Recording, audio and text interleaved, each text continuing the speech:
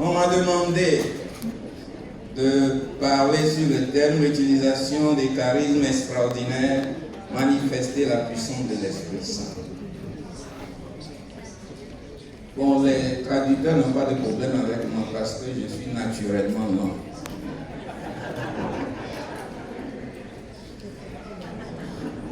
Un jour, pendant une formation, quelqu'un posait la question suivante à Jim Murphy. Pourquoi on ne voit plus aujourd'hui dans le renouveau charismatique des signes extraordinaires comme avant? Et Jim Murphy de répondre, c'est parce que nous ne prions plus. Ou bien nous prions mal. C'est parce que le Seigneur ne règne plus dans nos cœurs. Alors les signes venant du Seigneur deviennent rares parce qu'il ne trouve plus de personnes par qui il va passer.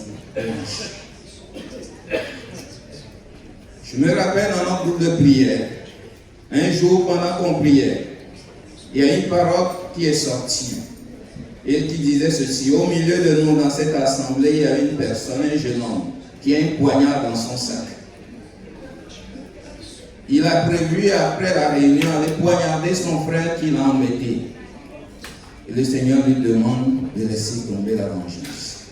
Le Seigneur lui dit: c'est moi qui me charge de cette affaire. Et immédiatement, un jeune homme s'est avancé au milieu, il sort le poignard et dit: c'est moi. Mon frère m'a embêté, j'ai dit, quand je vais rentrer, je vais lui faire la peau. Et voilà comment le Seigneur agit quand on est dans une assemblée qui prie réellement. Comment le Seigneur sort des gens des situations compliquées.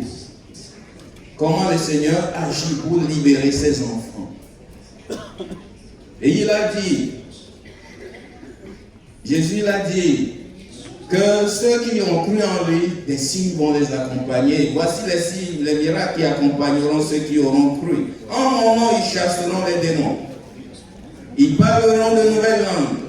Ils saisiront des serpents. S'ils boivent quelques breuvages mortels, il ne leur fera point de mal. Ils imposeront les mains aux malades et les malades seront guéris. Marc 16, verset 17 à 18. Voilà ce que Jésus a dit.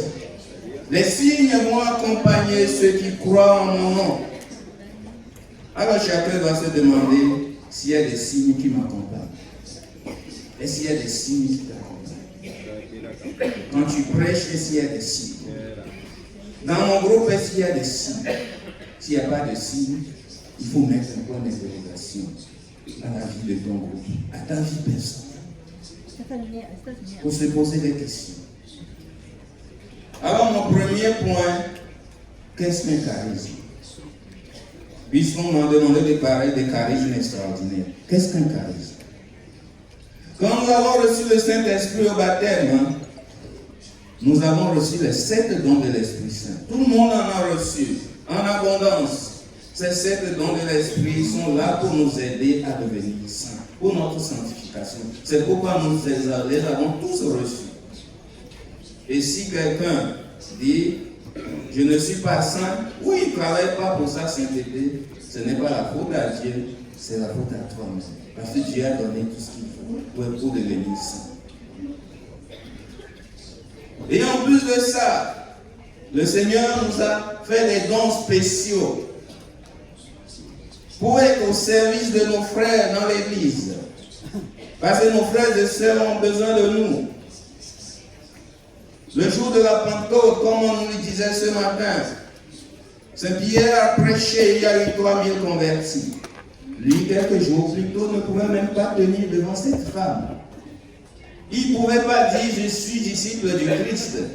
Qu'est-ce qui s'est passé pour que quelques jours après, il soit capable de prêcher pour dire aux gens, ce Jésus que vous avez crucifié, il est ressuscité, nous en sommes témoins. C'est parce que l'Esprit Saint est venu et lui a conféré ce don de prêcher.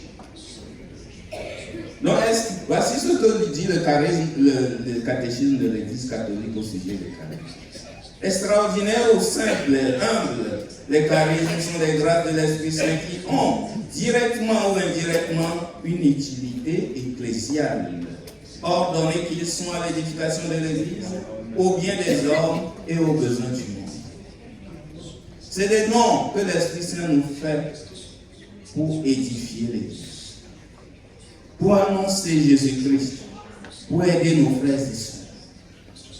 Sont différents des 7 dons que nous avons reçus pour notre sanctification. Alors Saint Paul nous parle de ces charismes dans sa première lettre aux Corinthiens, au chapitre 12. Je vous lis une partie. À chacun la manifestation de l'Esprit est donnée en vue du bien commun. À chacun. À l'un, c'est un discours de sagesse qui est donné par l'Esprit. Un charisme de sagesse. À tel autre, un discours de science selon le même esprit. À un autre, la foi dans le même esprit. À tel autre, les dons de guérison dans l'unique esprit. À tel autre, la puissance d'opérer des miracles. À tel autre, la prophétie. À tel autre, le discernement des esprits. Et à un autre, la diversité des langues. À tel autre, le don de les interpréter.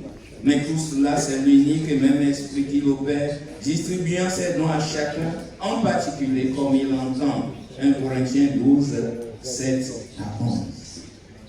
Saint Paul dit, à tel autre, tel don, à tel autre, tel charisme. Ça veut dire que toi aussi, tu en as reçu. Tu n'as pas reçu tout le charisme, bien sûr, mais tu en as reçu. Alors la question, quel charisme est-ce que j'ai reçu? Et qu'est-ce que j'en fais? Est-ce le charisme de prophétie? Est-ce le charisme de sagesse? Est-ce le charisme de la parole de connaissance? Est-ce le charisme de foi? Est-ce le don de guérison? Est-ce le charisme d'opérer des miracles? Est-ce le charisme de discernement? Est-ce le don de langue? Est-ce le don d'interpréter les langues? C'est à chacun de se demander ce qu'il a reçu. Il arrive souvent où on constate que les chrétiens vivent et agissent comme s'ils ont oublié qui ils sont. Nous sommes ceux qui ont reçu l'Esprit Saint avec les charismes pour aider les autres à rencontrer Jésus-Christ. Nous sommes ceux qui ont reçu ces dons pour aider les autres à rencontrer le Christ. Qu'en avons-nous fait? Quand nous lisons les Saintes Écritures, nous constatons que nos prédécesseurs sont ceux-là qui ont permis au Seigneur d'agir par eux. Prenez le petit David. Il croyait en Dieu. Tous ces guerriers-là qui avaient peur de Goliath croyaient en Dieu, ils croyaient que Dieu existe. Mais ils n'avaient pas la foi de David qui fait que le petit peut dire, au nom du Seigneur, moi je vais t'abattre. Comment un petit, un adolescent peut affronter un guerrier? Mais il dit, c'est pas moi, c'est au nom du Seigneur. Le charisme de foi. Je crois que ça va s'accomplir parce que c'est pas moi, c'est Dieu. Je crois que dans cette situation-là, la chose va changer. Parce que c'est pas moi qui agis, c'est Dieu. Il m'est arrivé quelque chose une fois, c'est des choses que je n'ose plus faire.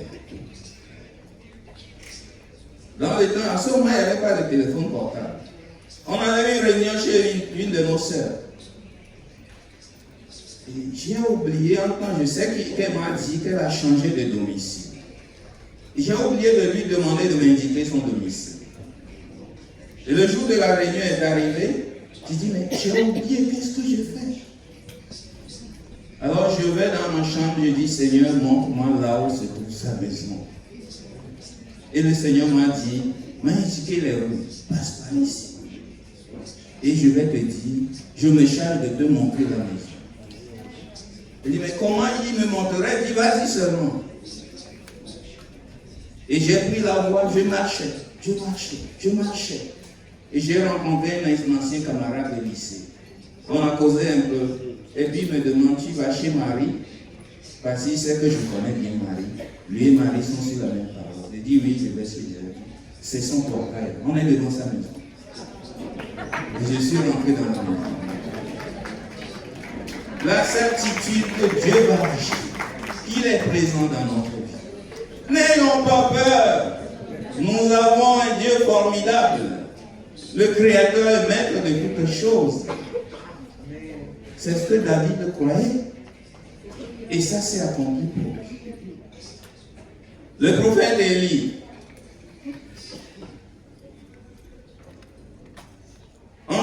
famine. Il dit à cette dame, fais pour moi manger d'abord. Quand je lis ce texte, je dis, Élie aussi, il est un peu égoïste. Hein? Il dit, fais à manger pour moi d'abord. Mais c'est pour susciter la foi en cette dame.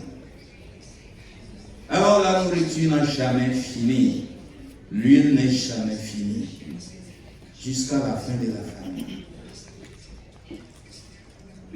Il y a un professeur de Bible qui nous faisait un cours la dernière fois et puis qui nous dit, vous croyez que Moïse a mis le bâton et puis la mer s'est fendue en Dieu? Est-ce que c'est possible?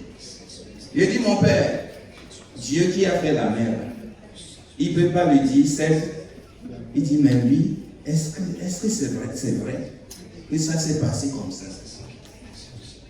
Il dit, moi, ma foi me dit que c'est possible. Ma foi me dit que c'est possible. C'est possible. On peut interpréter ça autrement quand on étudie la Bible. Mais ma foi me dit que tout est possible.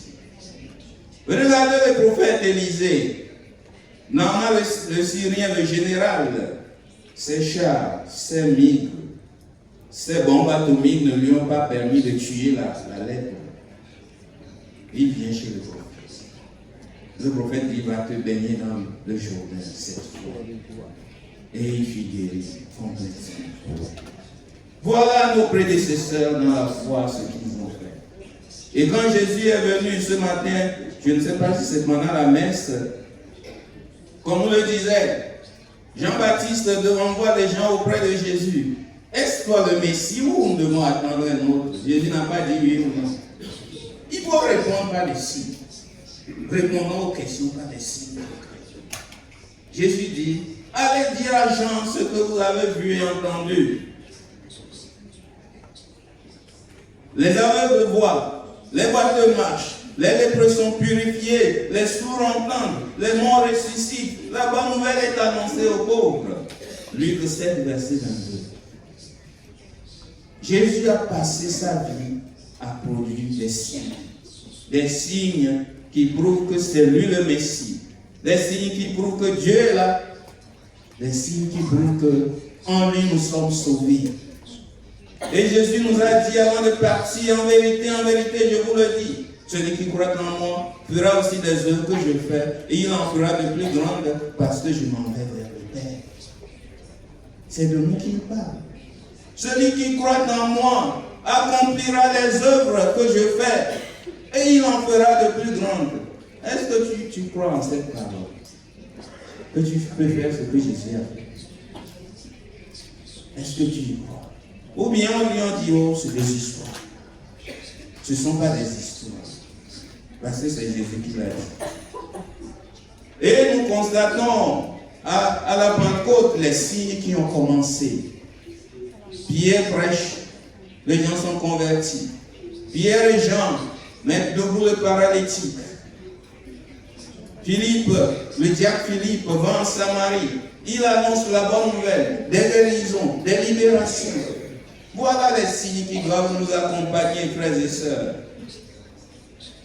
Et la parole de Dieu disait par les mains de Paul, Dieu faisait des miracles peu ordinaires, à tel point que l'on prenait des linges et des mouchoirs qui avaient touché sa peau pour les appliquer sur les malades. Alors les maladies les quittaient et les esprits mauvais sortaient. Acte 19, 11 à 12. Dans l'église, on a toujours vu des signes. Dans la vie des saints, prenez un Saint Benoît. Je lisais la vie de Saint Benoît, il paraît qu'il y a un de leurs frères à l'église. Dès qu'on commence par prier, lui il sort. Il sort, mais c'est pour aller faire de bonnes choses, hein, des travaux. Mais Benoît dit non. Lui là, c'est autre chose qui le dérange. Benoît dit, c'est Satan qui vient l'appeler pour qu'il ne prie pas. Parfois, faisons attention, hein, de bonnes intentions qui nous arrachent à la prière, attention. Attention. Et un jour, le frère sort encore. Benoît va et dit, tu vas où encore? Et il a frappé avec son bâton. Bon, propre manière de chasser l'esprit mauvais. Mais l'esprit est parti.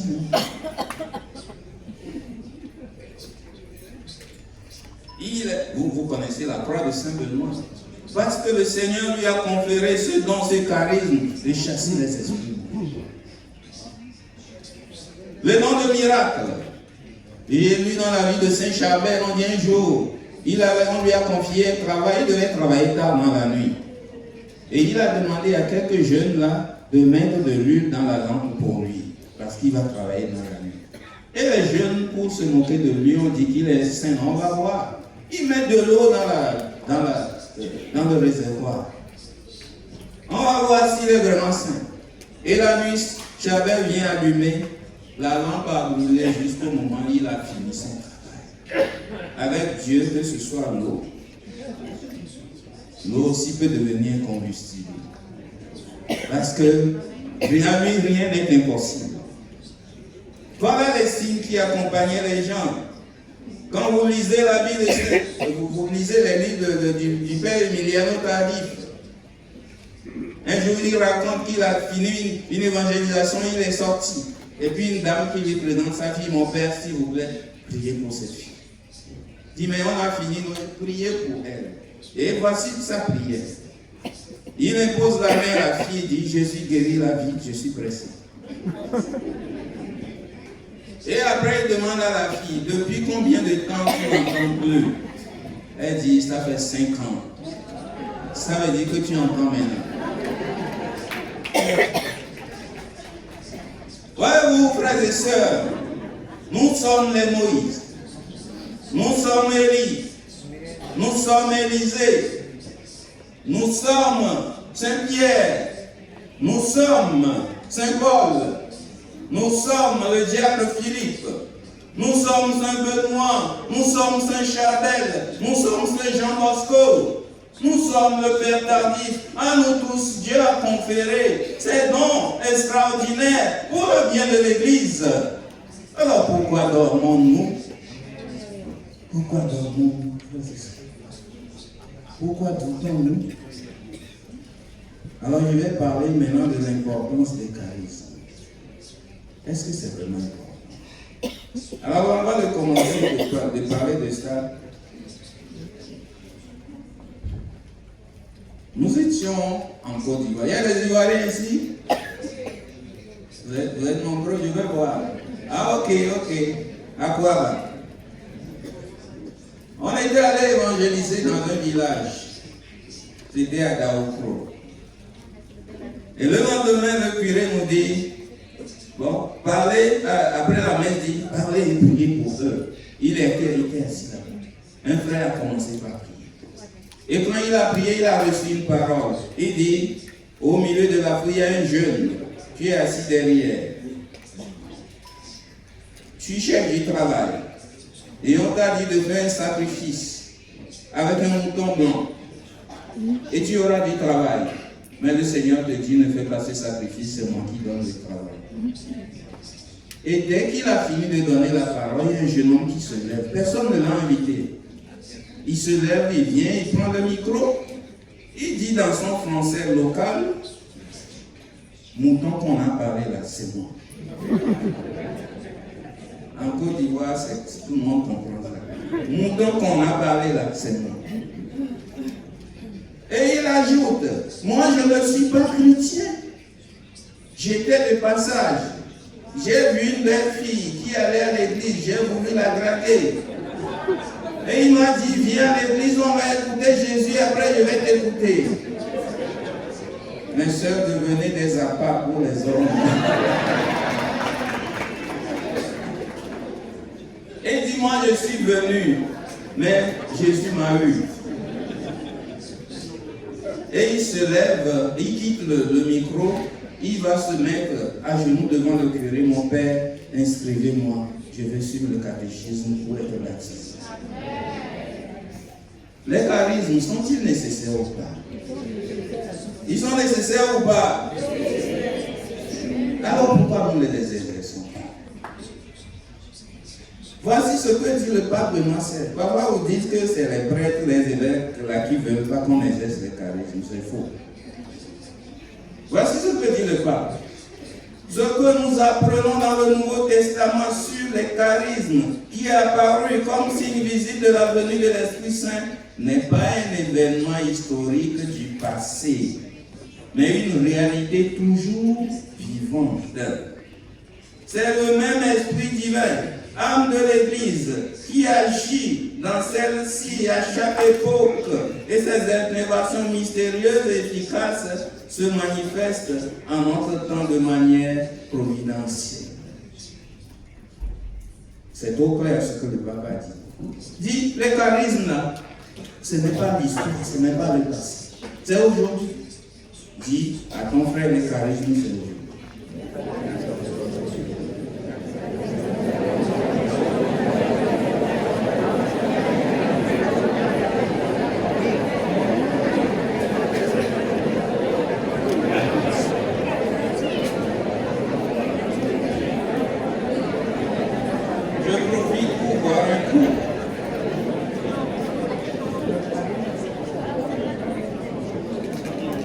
Merci Seigneur, parce que c'est mon Seigneur qui a ouvert la bouteille.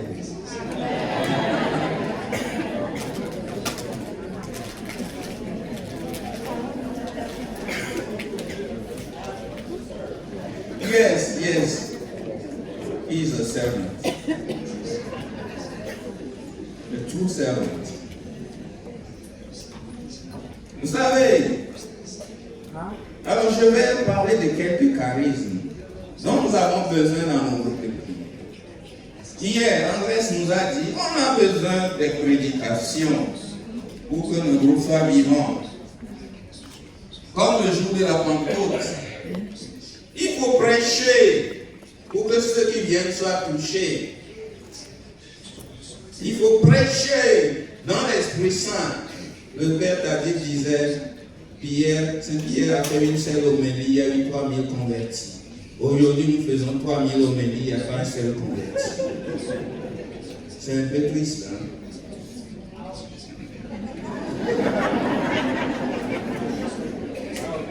Out. Nous avons besoin de vrais prédicateurs. Là, les gens qui viennent raconter du n'importe quoi. Qui racontent leur vie. Non? Des gens qui prêchent l'évangile. Un jour, il y a un frère du Bénin, on les a envoyés annoncer la parole. Tout le monde dit qu'il n'est pas libre. Il restait que le meunier là avec son moulin. Et avant qu'il ne parte, le frère lui dit, c'est ça, il faut prêcher dans l'esprit. Le frère lui dit, reçois ce verset avant de partir. Et le frère bien versé. Dès qu'il a entendu le verset, il s'est arrêté. Il revient et dit, je vais vous écouter. Il laisse son boulot et dit, je vais vous écouter. Il les a écoutés pendant 45 minutes. Il posait des questions. Et vous savez ce qu'il a fait après? Il est entré dans sa chambre, il a sorti ses fétiches. Il dit, je veux devenir chrétien. C'est ça la vraie prédication. On n'a pas besoin de beaucoup de filles pour prêcher. Il y avait une histoire que j'aime beaucoup. Un prédicateur qui rencontre un monsieur. Il veut lui annoncer la parole. Le monsieur dit, je sais pas, il dit, au moins va lire ce verset, Jean 3,16. Et dès qu'il a dit Jean 3,16, le monsieur a commencé par pleurer. Il dit, mais Jésus me connaît comme ça. Jésus sait que je m'appelle Jean, que je me suis marié 3 fois, et que j'ai 16 enfants. Et c'est comme ça qu'il a mené sa conversion. Laissez le Saint-Esprit vous guider. Il sait de quoi chacun a besoin. Et quand vous laissez l'Esprit susciter en vous la parole qu'il faut, vous serez surpris par les conversions qui vont accompagner votre prédication. Dans nos groupes, nous avons besoin de vraies prédications qui touchent les cœurs. Le nom de langue. Est-ce que vous chantez ou priez en langue dans votre groupe de prière? Dans certains, j'étais allé dans un pays là, même les responsables de prient comme moi, je leur ai dit, il y a un problème. Ils disent, bon, l'aumônier n'est pas contre, mais il dit que lui-même n'aime pas trop. Je dis, mais c'est la vie de l'aumônier, ce n'est pas la vie de l'église. Chantez les prières en langue. C'est vrai, c'est le charisme qui profite beaucoup plus à celui qui l'exerce. C'est le seul d'ailleurs. Mais quand vous exercez le nom de langue, vous ouvrez la porte aux autres charismes. Vous ouvrez la porte aux autres charismes.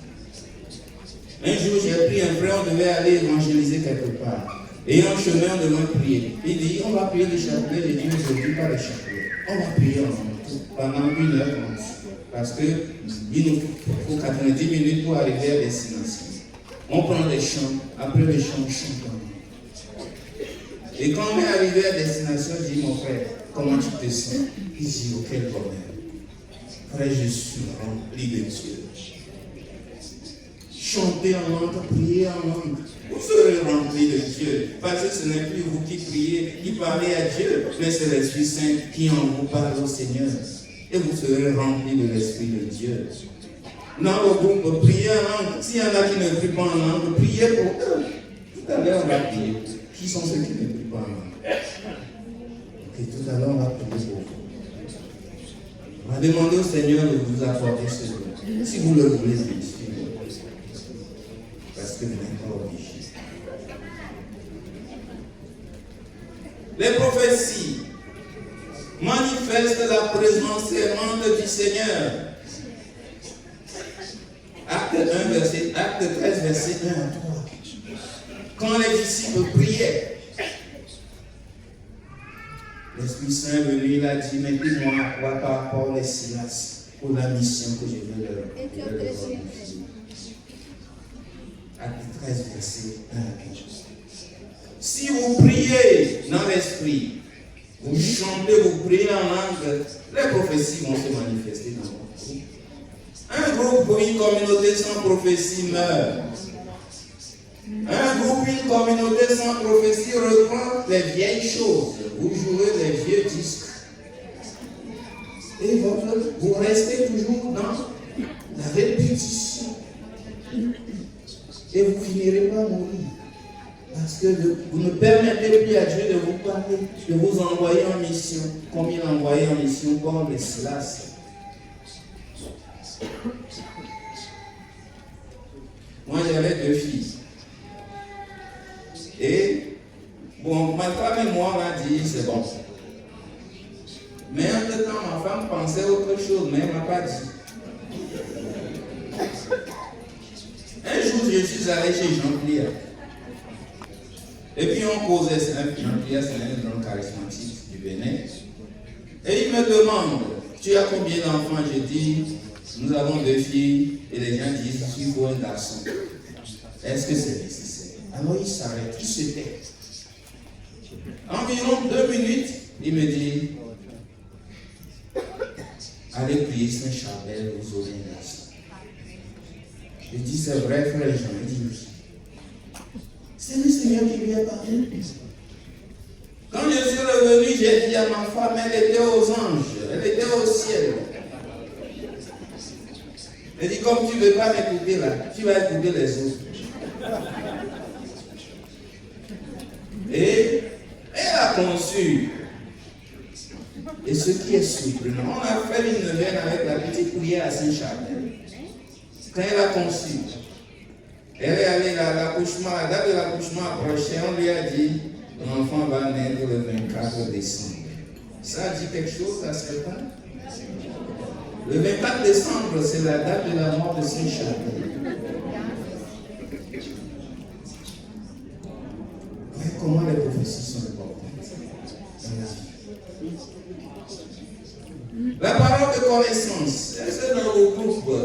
Vous donnez, vous recevez, vous donnez des paroles de connaissance, c'est important. Très important. Je me rappelle un jour dans notre assemblée de prière, la louange était moche, ça ne prenait pas. Et puis une parole est sortie. Au milieu de nous, il y a 2 personnes qui se sont querellées avant de venir, se sont bien insultées. Mais vous êtes ensemble pour prier. Le Seigneur dit, réconciliez-vous. C'est cela qui bloque l'assemblée.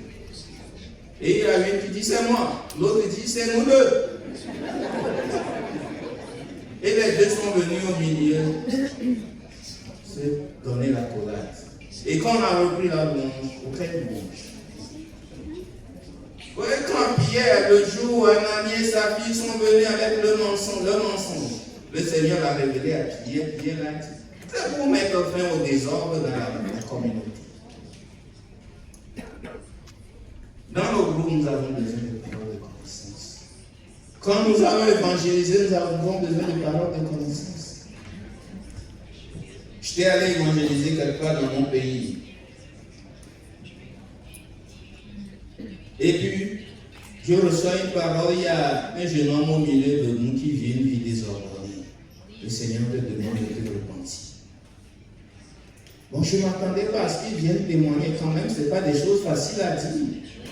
Devant une foule de plus de 10 000 personnes, il est venu, il a pris le micro. Il dit, moi je vais parler. Il dit, moi seul là, j'ai 3 copines. Je vais de l'une à l'autre. Mais Dieu m'a touché ce soir, j'arrête. J'arrête cette vie. Parce qu'elle ne m'apporte rien. Sans la parole de connaissance, on demeure dans nos erreurs. Mais quand on laisse l'Esprit Saint parler, les vies changent. Et le groupe devient plus vivant. Je ne parle pas des fausses paroles de connaissance, parce qu'il y en a aussi. Les noms de guérison. Nous en avons besoin dans nos groupes, parce que les malades viennent. Et le Seigneur les envoie pour qu'on prie pour eux. Non pas pour qu'on leur dise, ça va aller. Est-ce que Jésus a une fois dit à un malade, ça ira, courage, c'est pas toi? Est-ce que Jésus l'a dit une fois à un malade? Même nous les chrétiens aujourd'hui, on est installés dans ça. C'est pas toi, courage, ça va. Mais le Seigneur te dit, prie pour lui. Ce n'est pas toi qui le guéris, c'est moi. Tout ce que je te demande, c'est de prier. Frères et sœurs, comme l'a dit celle que j'appelle mon mère, Michel, comme elle a dit ce matin, est-ce que nous donnons l'occasion, avec une intercession, de prier pour les malades qui sont venus à nos assemblées de prière? Est-ce que nous donnons l'occasion à nos malades de recevoir cette bénédiction? Parfois, nous laissons cela et on préfère appeler les grands prédicateurs, c'est bon, c'est pas mauvais. Et on se rabat sur eux. On attend et quand ils viennent, on a dit, il y a tel malade, il faut prier pour lui. Il y a tel malade, il faut prier pour lui. Et vous, que faites-vous des charismes que vous avez reçus? Je n'ai pas regardé l'heure avant de commencer. Faites-moi signe quand c'est proche.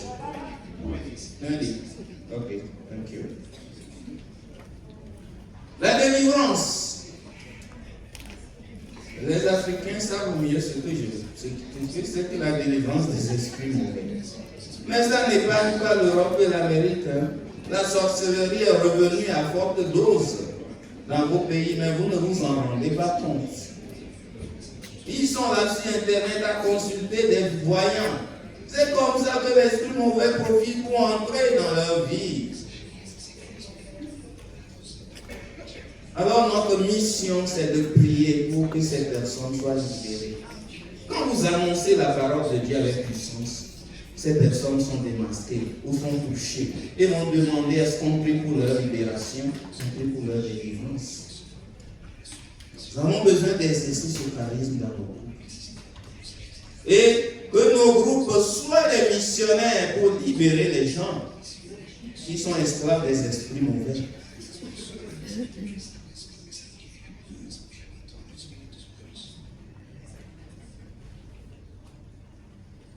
Le charisme de foi dont j'ai parlé, la foi qui fait soulever les montagnes.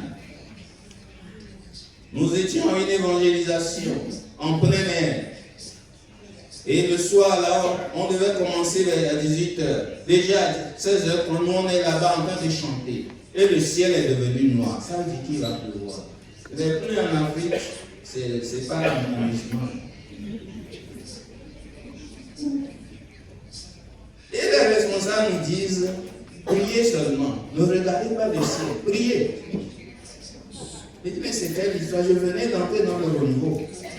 Il ne regardez pas le mal. Regardez votre Seigneur. Et priez-le. Et on s'est mis à prier. Et quelqu'un a prié et il doutait aussi comme moi. Il dit, Seigneur, c'est le plus simple de s'arrêter si tu veux. Et un autre qui dit, Seigneur, ta volonté c'est que nous annoncions ta parole aujourd'hui. Donc pour que nous annoncions ta parole, il faut que le ciel s'éclaircisse. Et quelques minutes après, le ciel est devenu clair. Pas de plus. Nous allons annoncer la parole de Dieu. Il faut la foi. La foi qui soulève les montagnes. Les noms de miracles. Nous en avons besoin dans nos groupes. Nous ne les cherchons pas. C'est le Seigneur même qui les accomplit par nous. Les prophètes Élie et Élisée, le Seigneur en a fait beaucoup parmi eux, avec eux. Les miracles n'ont pas disparu. C'est nous qui avons disparu. C'est nous qui avons disparu, qui avons quitté ce lieu où le Seigneur veut nous prendre, pour se servir de nous. Retournons à ce lieu où le Seigneur veut nous prendre et se servir de nous. J'ai lu un livre là. Il faut avoir la foi pour lire ce livre jusqu'au bout. Comme un souffle violent. Qui a déjà lu ce livre? Comme un souffle violent.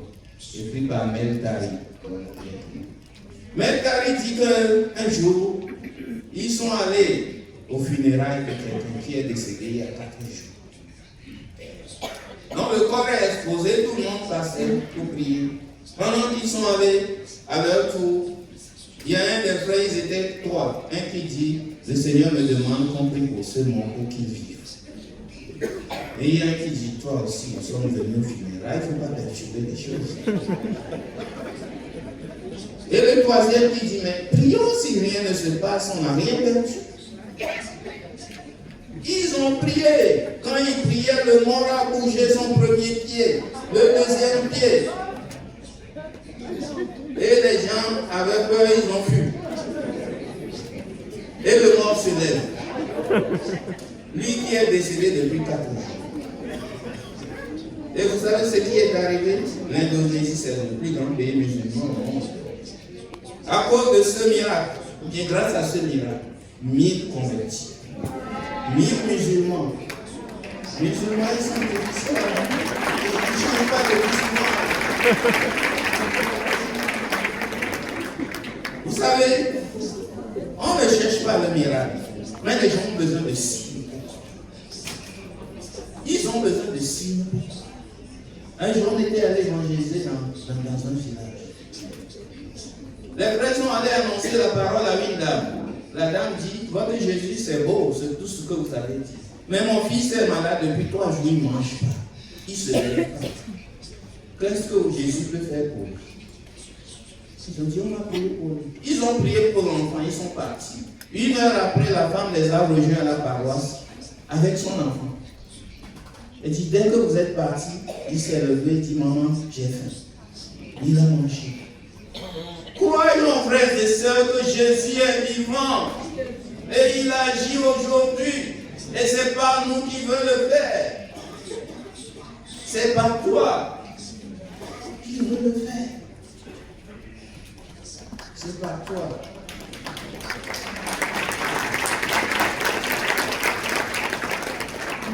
Alors s'il veut le faire par nous, qu'est-ce que nous devons faire? En 3e point, comment recevoir les cadeaux?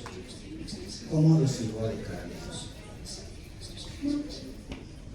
Saint Jean-Paul II, quand il commençait son pontificat, a prononcé une phrase célèbre. Quelle est cette phrase? N'ayez pas peur.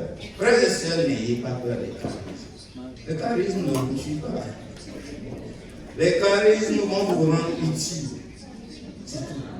N'ayez pas peur d'ouvrir votre vie pour que le Seigneur s'en serve pour libérer les autres.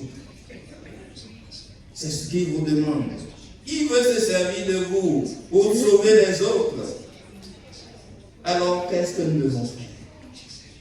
Première chose, convertissons-nous chaque jour. Convertissons-nous chaque jour. Car on ne peut pas mélanger charisme et péché. C'est un gars qui prêchait un jour, faisait un enseignement.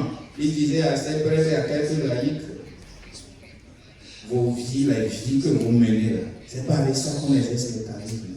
Vous courez après l'argent, vous êtes dans toutes les mauvaises choses là. C'est pas avec ça qu'on exerce le charisme. Lisez Sagesse 1. L'Esprit Saint fuit quand vient le péché.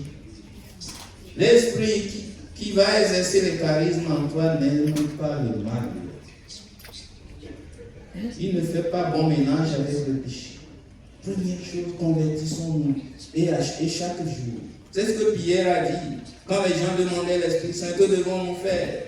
Convertissez-vous et que chacun de vous soit baptisé au nom de Jésus-Christ pour le pardon de ses péchés. Deuxième chose à faire, la foi. Il faut croire. Nous ne sommes pas la source, c'est Dieu qui est la source. Le Père Kadif disait, Jésus, moi je vais prier, toi tu vas guérir. Ce n'est pas moi qui vais guérir, c'est toi. Mais moi, mon devoir, c'est de prier. Frères et sœurs, ayez l'audace de dire ça à Jésus. Je vais prier. C'est tout ce que moi je peux faire. Mais toi, tu vas guérir. La foi, que c'est Jésus qui va guérir. L'humilité. Nous ne sommes que des serviteurs. Nous ne sommes que des serviteurs. Des personnes qui sont des instruments dans les mains de Dieu. Nous ne sommes pas la source. Donc on n'a pas à se glorifier de quoi que ce soit. Ensuite, il faut demander. Demandez, vous sera donné. Cherchez, vous trouverez. Frappez, la porte vous sera ouverte. Matthieu 7, 7. Même les païens connaissent ce verset. Matthieu 7, 7. Ils ne vont pas à la messe, mais ils connaissent ça. Et quand ils ont un besoin, ils vont leur dire. Demandez l'Esprit Saint au Seigneur. Il vous le donnera, frères et sœurs. Et demandez à vos frères et sœurs de prier pour vous. Pour que vous puissiez recevoir les charismes. Ou bien ceux que vous avez reçus. Mais qui dorment en vous. Pour que vous puissiez les laisser agir. Voilà ce qu'il faut faire pour recevoir les charismes. Conversion. Foi. De l'humilité. De l'amour. Comment exercer les charismes? Puisque les charismes ne sont pas un diplôme. Si j'ai le doctorat, j'ai le doctorat. Personne ne peut me l'arracher à temps. Mais je ne possède pas le don de guérison. Je ne possède pas le charisme de la parole de connaissance. C'est Dieu qui passe par nous. Nous sommes des cadeaux, frères et sœurs. Nous sommes des cadeaux. Nous ne sommes pas la source. Dieu passe par nous pour accomplir, pour irriguer les champs. Mais il faut que le canal soit disponible. Voici, il y a des canaux sales. Et l'eau qui sort de ces canaux est sale.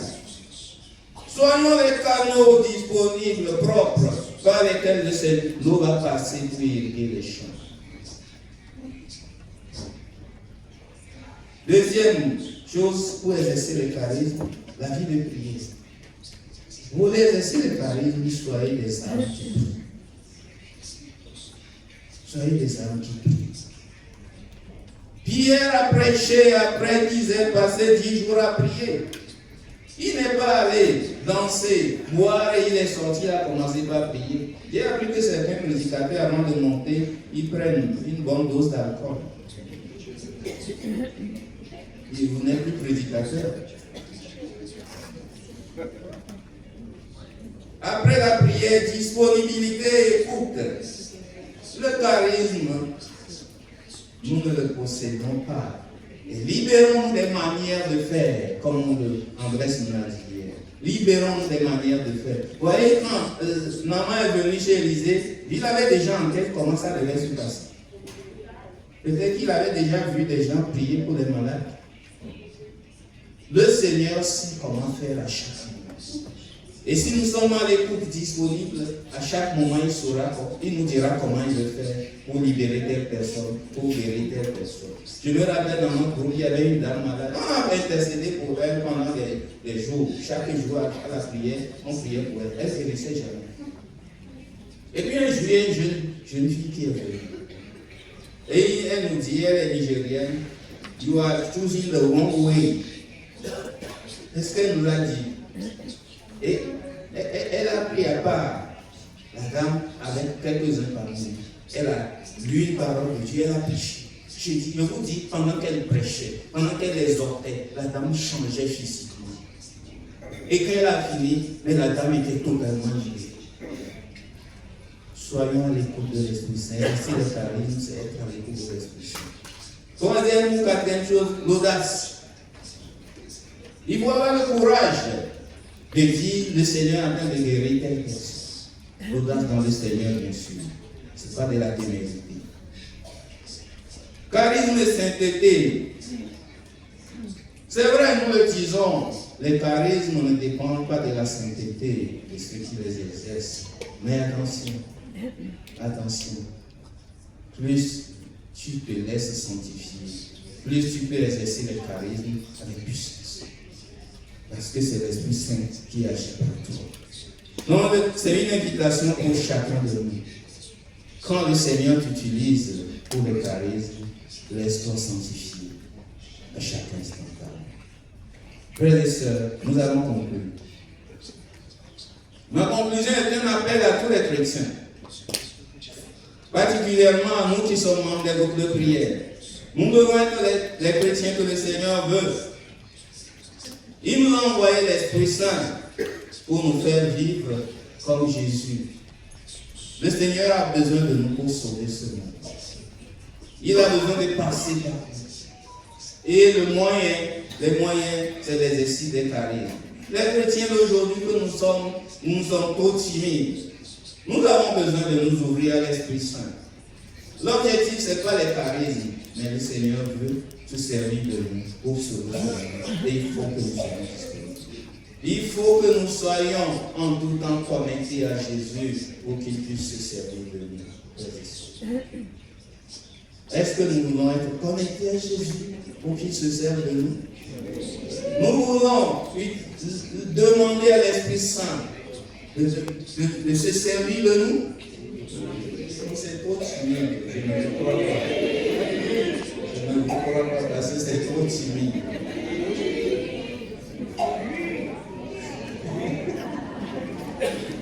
Ça, c'est mon Seigneur. Est-ce que tu veux que le Seigneur se serve de toi? Oui. Alors c'est maintenant pour la prière. Il me reste combien de minutes?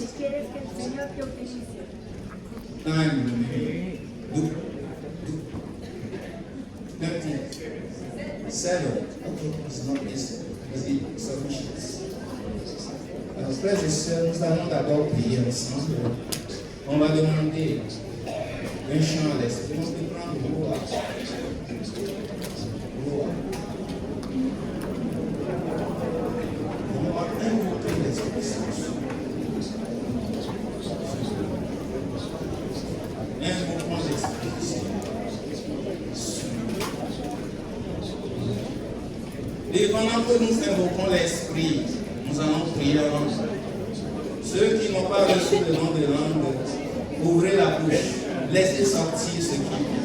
Parfois les gens demandent, on prie pour qui je prie en langue, mais ils font ça. Fermez la bouche fortement. Ouvrez votre bouche, ce qui vient, laissez-le sortir. Demandons à l'Esprit Saint de descendre sur cette assemblée. Le Seigneur fait descendre l'Esprit Saint. Fait descendre l'Esprit Saint sur cette assemblée.